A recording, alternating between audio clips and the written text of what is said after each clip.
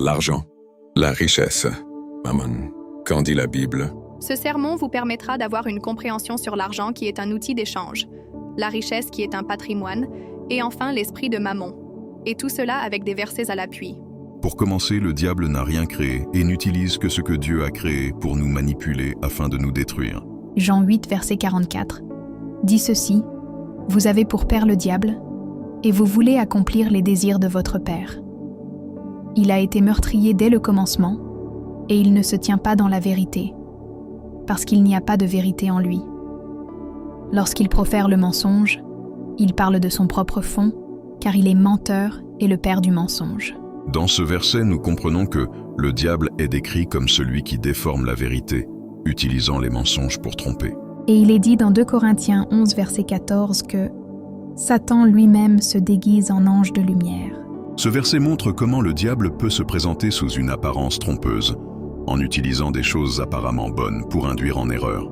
Ainsi, le diable utilise souvent des créations de Dieu, des désirs humains, des bénédictions matérielles, des relations humaines, en les corrompant pour détourner les gens de leur véritable but et de leur relation avec Dieu.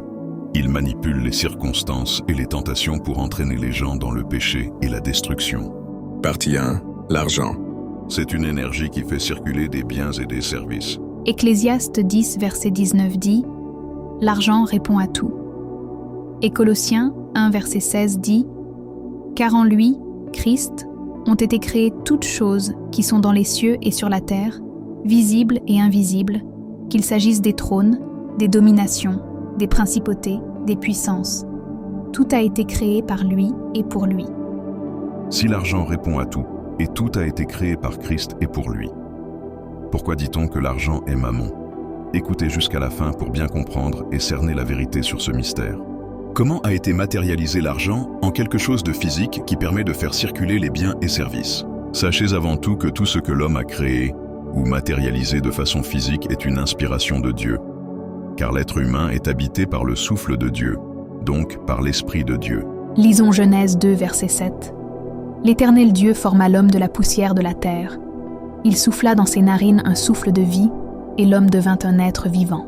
Et Job 32, verset 8 nous dit « Mais en réalité, dans l'homme, c'est l'Esprit, le souffle du Tout-Puissant, qui lui donne l'intelligence. » Le premier passage nous montre que l'homme a reçu la vie à travers le souffle de Dieu, symbolisant la connexion directe entre l'homme et l'Esprit divin.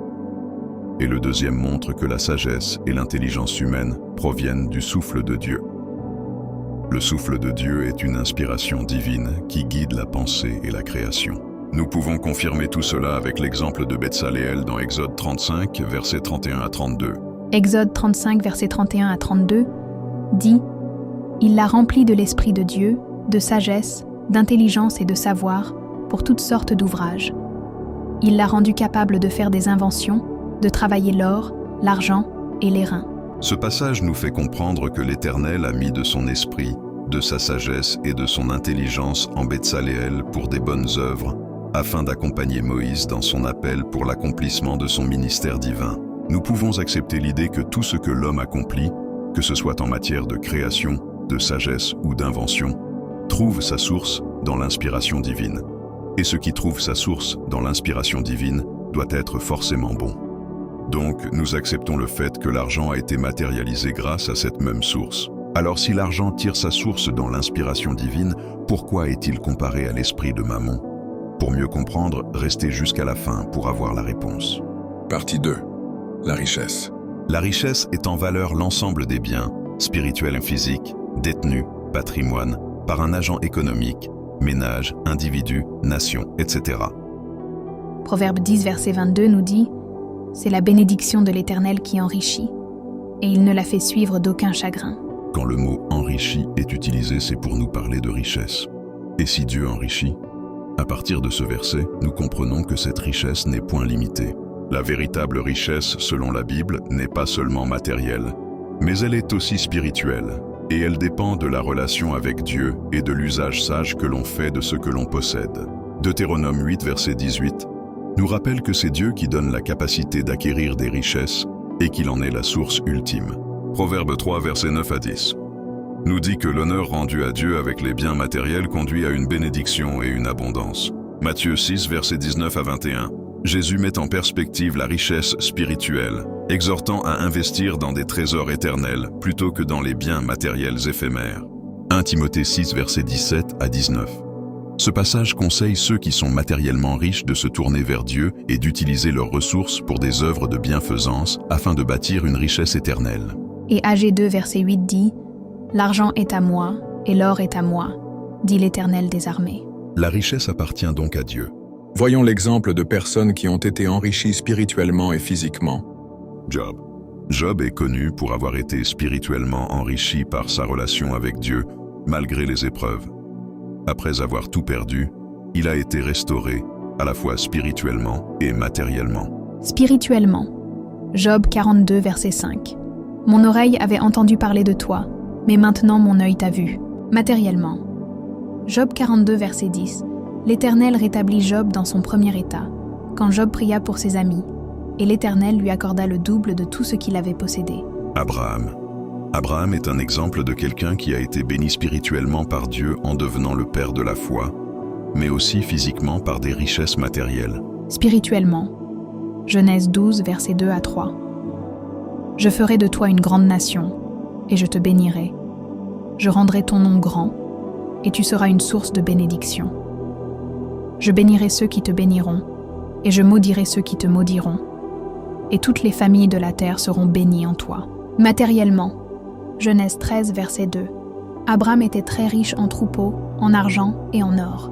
David, l'homme selon le cœur de Dieu, a été béni spirituellement en tant que roi choisi par Dieu et auteur de nombreux psaumes. Il a également prospéré physiquement en devenant un roi puissant et riche. Spirituellement, Psaume 23, verset 1. L'Éternel était mon berger, je ne manquerai de rien. Matériellement, 1 Chronique 29, verset 28. Il mourut dans une heureuse vieillesse, rassasié de jours, de richesse et de gloire.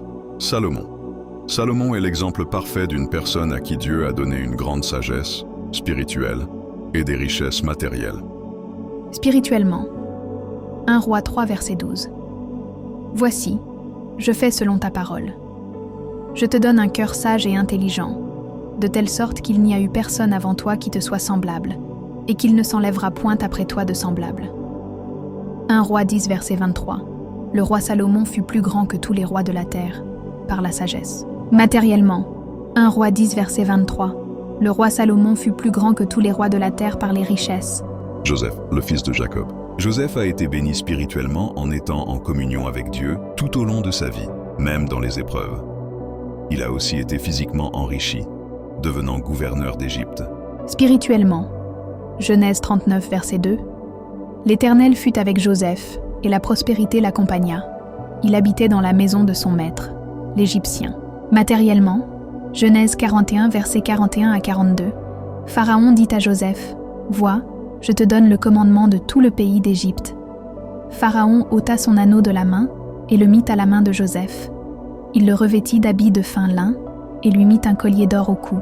Joseph d'Arimathée, Matthieu 27, versets 57 à 60. C'est l'homme qui a réclamé le corps de Jésus sur la croix et le fait ensevelir dans une tombe neuve.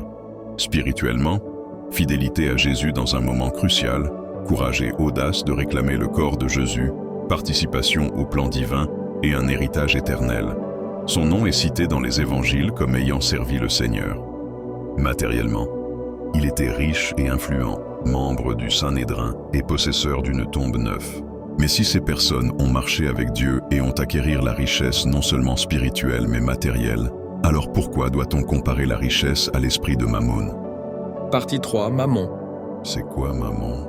Ce sont l'argent, les biens, la célébrité, le statut, la gloire, ou tout ce que vous valorisez plus que le Seigneur, d'après la version de la Bible Louis II détaillée. Alors pourquoi les gens disent que Mammon, ce sont les richesses? C'est un raisonnement erroné. Quand nous retournons à la définition précédente, nous pouvons voir la phrase « tout ce que vous valorisez plus que le Seigneur ». Romains 14, verset 14 nous dit, je cite, « Je sais, et j'en suis convaincu par le Seigneur Jésus, qu'il n'y a rien d'impur en soi-même. Mais pour celui qui estime qu'une chose est impure, elle l'est pour lui. » Alors nous pouvons comprendre que Mammon, c'est l'esprit ou la mentalité qui nous anime à valoriser l'argent, les biens, la célébrité, le statut, la gloire, etc., plus que Dieu, le Seigneur Jésus. Car la Bible nous dit dans Exode 20, verset 3. Tu n'auras pas d'autre Dieu devant ma face. Et Matthieu 6, verset 33. Cherchez premièrement le royaume et la justice de Dieu, et toutes ces choses vous seront données par-dessus. Deutéronome 6, verset 5. Tu aimeras l'Éternel, ton Dieu, de tout ton cœur, de toute ton âme et de toute ta force. Le premier passage met en avant que rien ni personne ne doit prendre la place de Dieu dans nos vies. Tous et eux que nous estimons au-dessus de Dieu peut être considéré comme une idole. Jésus enseigne dans Matthieu 6, verset 33, que la priorité doit être de chercher Dieu et sa justice, avant de se préoccuper des biens matériels ou des autres aspects de la vie. Le troisième passage met l'accent sur l'amour total pour Dieu, sans laisser de place pour une autre priorité supérieure à lui dans notre vie. Voyons un peu les conséquences de la mentalité ou l'esprit de Mammon. Idolâtrie des richesses. L'esprit de Mammon transforme l'argent et les possessions en objets d'adoration.